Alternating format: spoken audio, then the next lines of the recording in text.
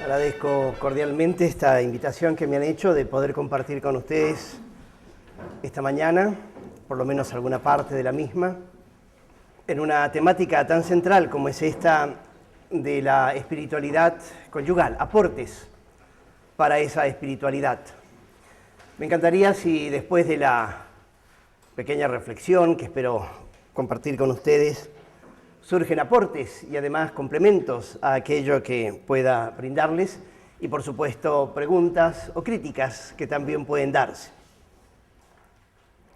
Antes de entrar en el tema, me parece tan central lo que ustedes están haciendo, lo que estamos haciendo, porque yo creo que hay tres imperativos muy importantes en todo lo que tratamos de hacer.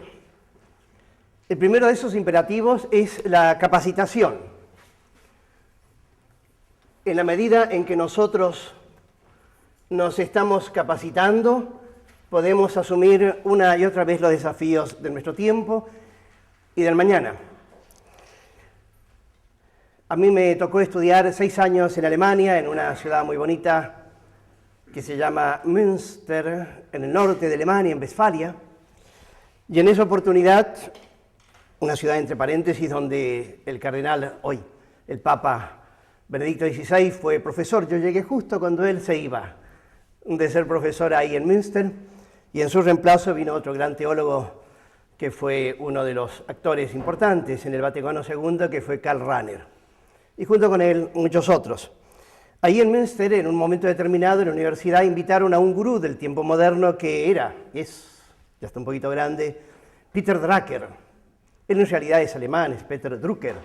Drucker significa impresor, el que imprime, ese es un Drucker en alemán. Peter Drucker, sin embargo, así más conocido, fue invitado a esa gran universidad de Münster a dar una conferencia, una sala enorme, unos 3.000 estudiantes, profesores en primer lugar, pero también estudiantes, y después de haber hablado más o menos unos 40 minutos, se le preguntó, había posibilidades de hacer preguntas al expositor, por escrito, y alguien le preguntó, señor Drucker, ¿de quién es el mundo del mañana? Y él no dudó un solo instante y respondió, el mundo del mañana es de aquellos que se capacitan. De tal modo que para poder ser nosotros responsables en la tarea tan hermosa que tenemos, es imprescindible como imperativo número 1 capacitarse. Aquel que no se capacita pierde. En todos los ámbitos de la vida, en el campo sacerdotal, en el campo profesional, empresarial, educacional. Yo vengo de tener una jornada muy interesante con directivos del Chaco, y eso fue hace un mes, y ahora me invitaron diversos docentes, más o menos unos 900 directivos y 600 docentes estuvieron presentes en los diversos cursos que dimos este año en el Centro Pedagógico José Kendenich, y todos ellos, cuando después hacían la evaluación, apuntamos fundamentalmente a eso, nos ha ayudado para nuestra capacitación. Cuando hablamos de capacitación no estamos hablando de algo solamente racional, intelectual. Nosotros precisamos capacitar e ilustrar nuestra mente y ponerla en consonancia con el tiempo en que vivimos. Pero hay una capacitación que va mucho más allá, ya que toda buena capacitación tiene algo para el intelecto, para nuestra razón, pero debe también tocar las dimensiones de los afectos, del corazón, porque algo que no llega al corazón y no toca los afectos, tarde o temprano se pierden, se olvidan.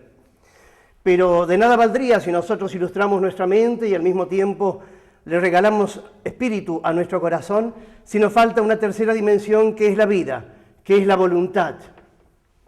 Una capacitación significa entonces estar en consonancia con el tiempo, estar en consonancia con los sentimientos, estar en consonancia con la voluntad en la vida. Todo conocimiento meramente ideológico no moviliza la vida y tarde o temprano se transforma en algo superfluo. Aquello de Bergson, la realidad y el intelecto debe morder la realidad. Si algo no muerde la realidad, se pierde.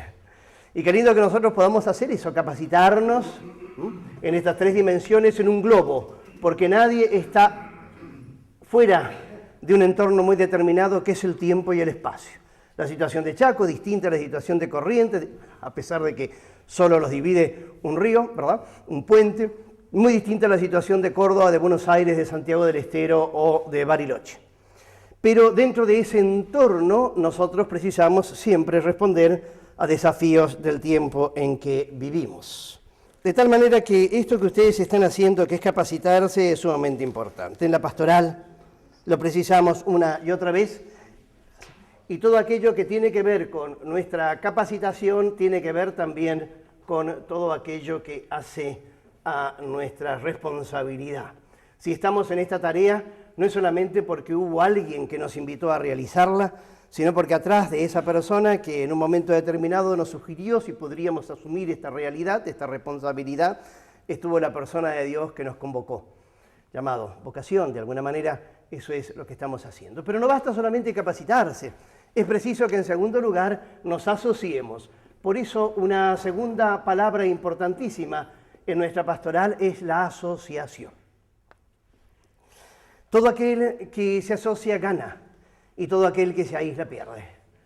En un mundo sobre todo en el cual vivimos, tan interrelacionados, interconectados en redes, no solamente en un sentido de Bauman de la palabra, sino redes en un sentido general de interrelación, todos aquellos que vivimos en este mundo precisamos asociarnos. No solo el mercado común europeo, ahí comenzó, después fue la comunidad europea, no solo el mundo marxista, sino también el mundo capitalista se une, y qué lindo sería que nosotros, que estamos más allá de esa realidad sociopolítica económica, que estamos viviendo la experiencia de la fe, nos podamos unir.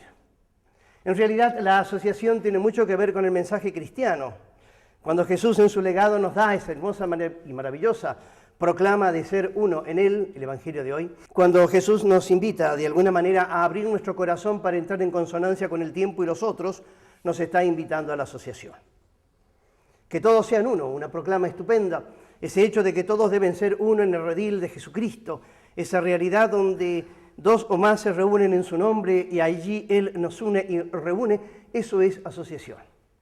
Para poder asociarse son precisos tres presupuestos. El primero de ellos, la humildad. Si yo me considero suficientemente capaz, que no preciso de los demás, entonces muy probablemente no voy a ir al corazón de los otros para, golpeando la puerta, dejarme enriquecer por ellos. Una frase estupenda de una de las cartas de San Pablo: deseo ir a visitarlos para dejarme enriquecer con la vivencia cristiana que ustedes tienen. De tal modo que hace falta mucha humildad, y todos nosotros que estamos en este campo nos damos cuenta que no solo debemos cultivarla en la dimensión sobrenatural, ¿qué puedo ser yo sin la gracia que viene de lo alto?, sino también en la relación interhumana. Humildad. En segundo lugar, mucha confianza, abrir el corazón y confiar en el otro.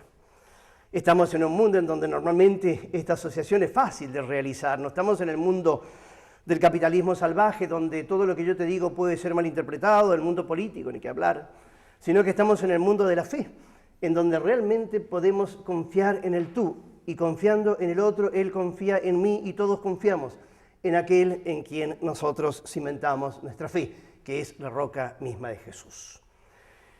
Lo tercero que es importante dentro de esto es la capacidad no solo de la humildad y al mismo tiempo esta disponibilidad del alma de confiar.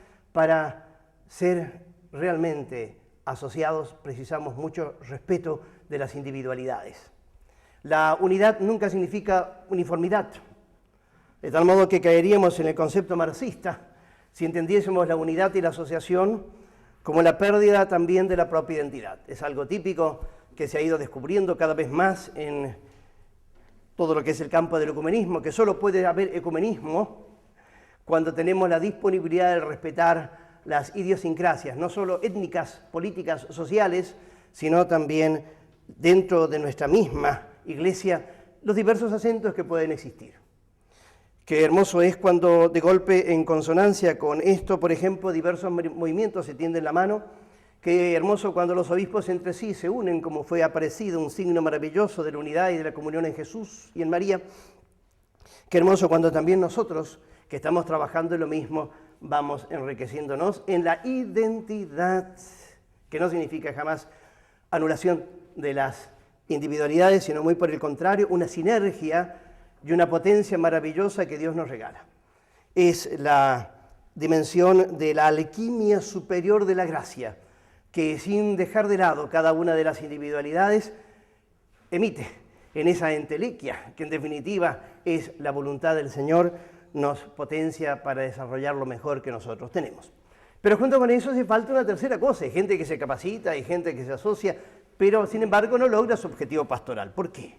Porque le falta un tercer elemento, una tercera realidad, que es propiamente el trabajo. Y no solo cualquier trabajo, sino el trabajo creador. Tenemos que ponernos manos a las obras, tenemos que desarrollar todo aquello que hemos ido descubriendo en la capacitación y en la asociación. Y lógicamente el trabajo es lo que nos despierta no solo la juventud en la vida, sino también lo que nos permite ser en Jesús constructores de su reino. Trabajar en el reino de Dios significa eso, ¿no? Poner nuestras manos junto con las suyas y nuestros pies en las huellas del Maestro y sacar lo mejor que Él nos ha regalado para hacer algo nuevo, ¿no? Ese trabajo se nos despierta a nosotros cuando vemos la necesidad del mundo en que vivimos. Y ustedes y yo, que trabajamos hace mucho tiempo con matrimonio y familia, nos damos cuenta que hoy en día, si hay algo que se precisa, es el trabajo en el campo de la familia. La sociedad está basada en dos pilares, de tal modo que las patas de la sociedad son esas dos, sin la cual no hay estabilidad posible. Una es la familia, otra es la escuela. Y ustedes están trabajando sin duda con las dos dimensiones, pero especialmente con la familia, ¿no es cierto? En fin, las estadísticas son terribles. Lo que hemos descubierto y leemos en los diarios, pero también si buceamos en el tiempo nos damos cuenta que la familia está en crisis, no está pasando en tiempos de bonanza. Y no solo aquí y en el mundo entero, sino quizás dentro de nuestra propia familia, de nuestros propios familiares y seres queridos, descubrimos tanta crisis, tanta desavenencia, tantos elementos discordantes. Y nos damos cuenta que hay muy pocos obreros en esta viña maravillosa que es la familia. Por eso que bueno que nosotros recemos siempre de vuelta, que el Señor regale operarios a la viña, no solo sacerdotes, obispos, sino también laicos que puedan comprometerse en la fuerza del Señor a poder sacar adelante esto central sin la cual la sociedad no existe. En realidad hay muchos termómetros, y es uno de los temas interesantes que viene ya de Levi Strauss, uno de los primeros que habla del estructuralismo, etc., pero sin duda que él nos ha hecho muy en claro, ¿no? Ha puesto como ciertos elementos muy claros de cuáles son síntomas de una sociedad sana y de una sociedad enferma. Y uno de los elementos que él coloca es la familia. Esto, por supuesto, para nosotros tiene una impronta todavía mucho mayor y nos damos cuenta que una sociedad es sana si tiene familias sanas y tiene escuelas sanas. Y una sociedad está enferma si no tiene familias sanas, si no tiene, ¿no es cierto?, una realidad familiar sana y verdadera. El trabajo, pero no solo trabajar, sino que es preciso que ese trabajo tenga el consonante de la creatividad. Todo lo que está hecho no está hecho, y todo cuanto está hecho puede ser hecho mejor. Ese despertar en nosotros la posibilidad de hacer las mismas cosas en forma diferente, eso se llama creatividad. En realidad, creatividad solo lo puede tener Dios. Solo Dios crea. Si entendemos por crear, sacar algo de la nada. Pero nosotros en Él somos co-creadores. Y en la medida en que somos co-creadores, vamos despertando el tiempo y la historia hacia dimensiones cada vez mejores. Es en el pensamiento del taller de Chardin ese punto omega hacia el cual vamos todos encaminando. Y eso significa una permanente y constante creatividad. Todo lo que está hecho puede ser hecho de forma diferente. Por eso dice Fritz Perls, es bueno de vez en cuando entrar en la casa por la ventana, para darnos cuenta que las cosas pueden ser diferentes, ¿no? O ponernos patas para arriba, es un ejercicio muy interesante de la psicología gestáltica, el hecho de que de vez en cuando se le hace textualmente al matrimonio verse patas para arriba, y descubrirse entonces en forma diferente, ver el mundo en forma diferente, esa creatividad. Cuando la mujer cocina y entonces le coloca uno u otro condimento original, por ejemplo, a la comida, y el hombre que viene se da cuenta de eso, cuando el tipo se cambia de look, cuando ella se cambia de look, cuando trata al hijo en forma diferente. Uno de los ejercicios típicos, ¿no es cierto?, en nuestros grupos de matrimonios, cuando de golpe le pedimos en propósito, después de algún grupo, después de haber hablado, por ejemplo, lo que significa la cordialidad. Una virtud muchas veces desconocida, la cordialidad. Y es un ejercicio tan comunes, ¿no? De que de golpe el matrimonio, después de una fuerte reunión, toman el propósito de la cordialidad. Y llega entonces a la casa y trata cordial a Pepito, y trata cordial a Junípero, y trata cordial a Maxencia y a cada uno de los hijos, y de golpe se reúnen todos los hijos y dicen, ¿qué bicho les ha picado a papá y a mamá? Esa creatividad se nos despierta a nosotros cuando justamente nos damos cuenta de que todo cuanto está hecho puede ser hecho en forma diferente, por eso el trabajo creador. Yo creo que esto hay que tenerlo siempre presente, sobre todo nosotros agentes de la pastoral y que tenemos una tarea tan importante en la sociedad, siempre de vuelta a hacer las cosas nuevas, como si fuese la primera vez. Qué linda la vida, ¿no? Todo hecho como si fuese la primera vez. ¿Recuerdan ustedes? Ignacio de Loyola les recomendaba a los sacerdotes que celebraran a sus jesuitas, pero una de las cosas que yo recuerdo de mi noviciado, yo hice mi noviciado en Chile, y el maestro novicio era un alemán que no hablaba también el castellano, pero decía cosas muy bonitas. Y nos dijo, cuando ustedes sean sacerdotes, quiero decirles eso de Ignacio de Loyola, celebren la Eucaristía como si fuese la primera de su vida, y la única de su vida, y la última de su vida. Vale para el matrimonio también, ¿eh? Si nuestra vida conyugal, nuestro acto conyugal, nuestra intimidad conyugal fuese como si fuese la primera vez, como si fuese la única vez, como si fuese la última vez, le quitaríamos probablemente a esa maravillosa realidad que es el acto conyugal la dimensión de la rutina y se transformaría siempre en experiencia profunda de gracia. ¿No? Por eso siempre hacer las cosas en forma creativa. Escuchar una charla en forma creativa. Hasta la prédica más aburrida se la puede escuchar en forma creativa. Porque la creatividad no está dada solamente en el contenido, sino en la disponibilidad de la persona. Porque todo lo que ustedes reciben, lo están recibiendo hoy por primera vez en mí. Y yo, a la mirada de ustedes, es como si fuese la primera vez, aunque hay personas que nos conocemos hace 25 o 30 años más, quizás, ¿verdad? 30 años seguro. Pero sin embargo, es como si los viese por primera vez. Eso es tan central y tan importante. La temática de hoy que me pidieron Daniel e Irma es que hable sobre la espiritualidad conyugal. Yo lo he definido así también, justamente algunos aportes, desafíos y aportes para una espiritualidad matrimonial y conyugal.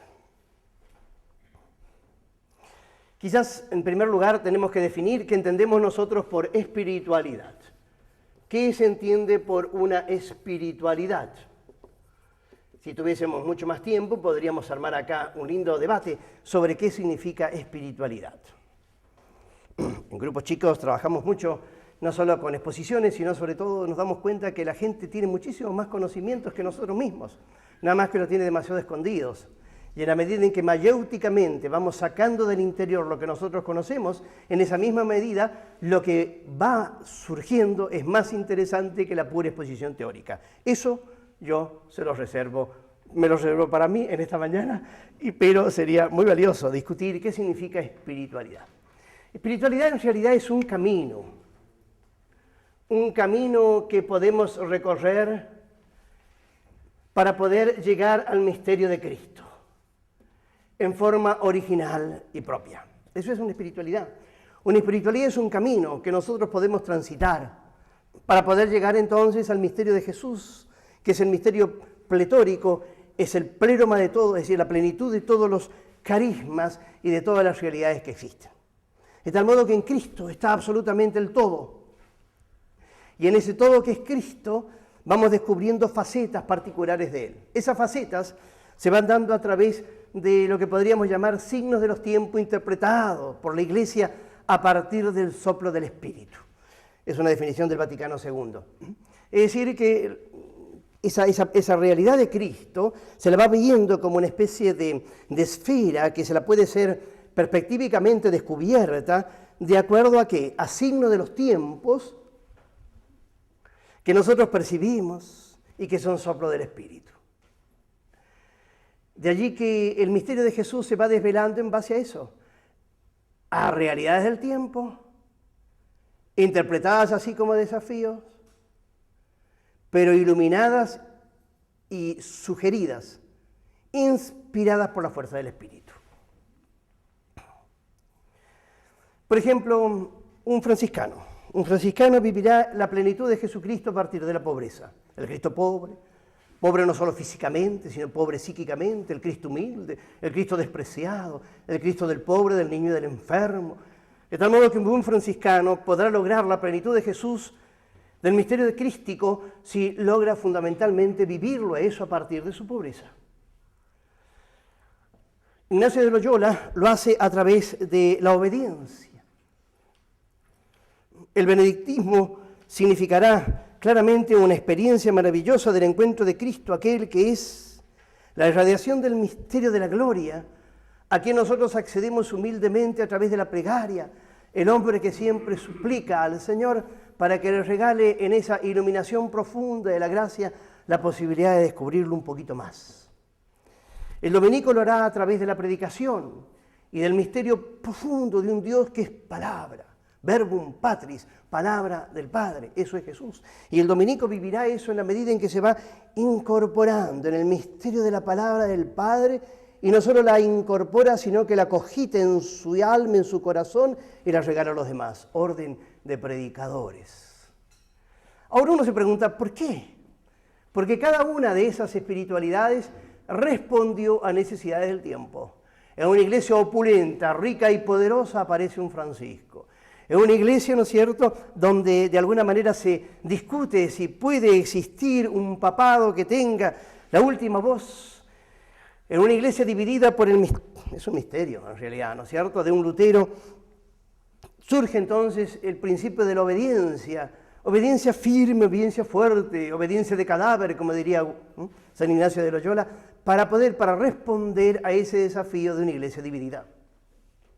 En una iglesia donde de alguna manera el misterio de Cristo se hace pleno, cada vez más, se hace más socialmente conocido por la realidad concreta del mundo constantiniano, aparece entonces un Benito y junta a sus monjes para, sacándolos un poco de la ciudad, del mundanal ruido de la existencia, pudiesen dedicarse a lo único importante, que es en definitiva el encuentro profundo con Jesús, etcétera, ¿verdad? O sea, de tal modo que la espiritualidad surge de acuerdo a esos tres elementos, a signo de los tiempos, interpretado por la persona.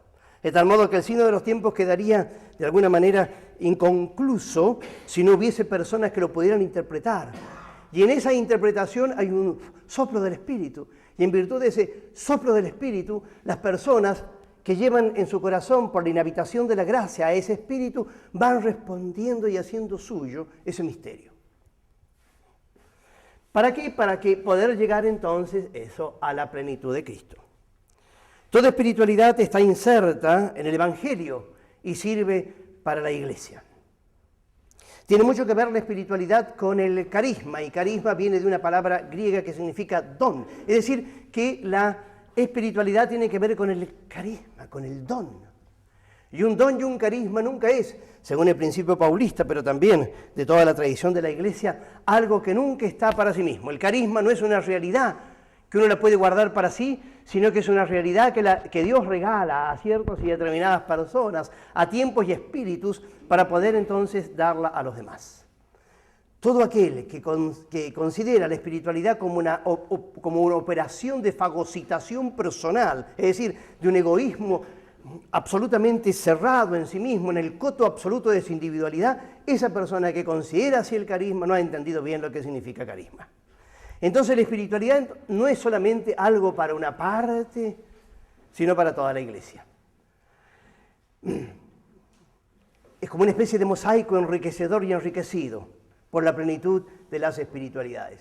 Y la tarea fundamental del magisterio y también de la Iglesia en sus pastores, etcétera, es tratar de entender esto, ayudar para que esto se desarrolle y para que todos se queden enriquecidos con esta riqueza de Dios que nunca es para alguien, sino para todos.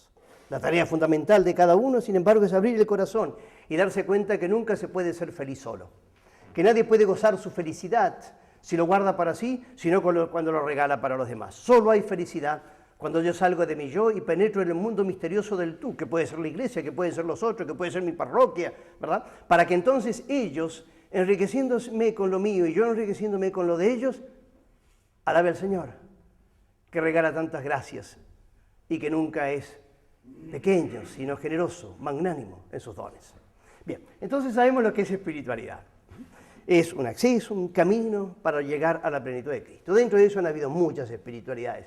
Y nos hacemos entonces la pregunta, bueno, ¿cuál es lo típico de la espiritualidad conyugal? Así como existe una espiritualidad sacerdotal, o la espiritualidad de la vida consagrada, existe también algo típico de la espiritualidad conyugal. ¿Cuál es? Ese es el desafío un poquito de la conversación mía con ustedes.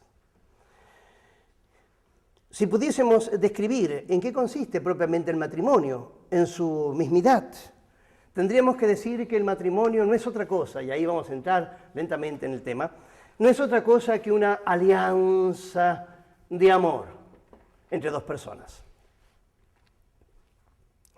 No es simplemente un convenio, no es un acuerdo, no es un contrato, lo es también. Pero ante todas las cosas es una alianza. Es decir, un vínculo estrechísimo entre dos personas. Una alianza que no tiene la condicionante, sin embargo, de lo oneroso, también lo es, de lo económico, sino que es una alianza que está basada fundamentalmente en el amor. De tal modo que lo central pareciera ser del matrimonio es que el matrimonio es eso, es una alianza profunda entre dos individuos, entre dos cristianos, entre dos personas. Porque puede existir también un matrimonio que sea natural, aun cuando no haya tenido la bendición concreta, ¿verdad?, del sacerdote. Sin embargo, es un matrimonio.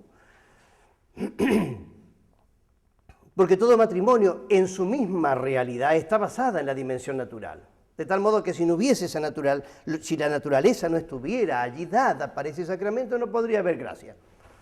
Porque la gracia presupone la naturaleza, dice Santo Tomás, por supuesto que la eleva y perfecciona, pero la presupone, ¿no? Entonces es una alianza estrecha entre dos personas, basada esa vinculación en lo que es el amor. Ahora bien, si nosotros indagamos esto, vamos a descubrir que en realidad la alianza de amor es lo más central de la vida cristiana, que no es solamente del matrimonio, sino que de la vida cristiana, de modo tal que el cristiano vive su vida cristiana en función de una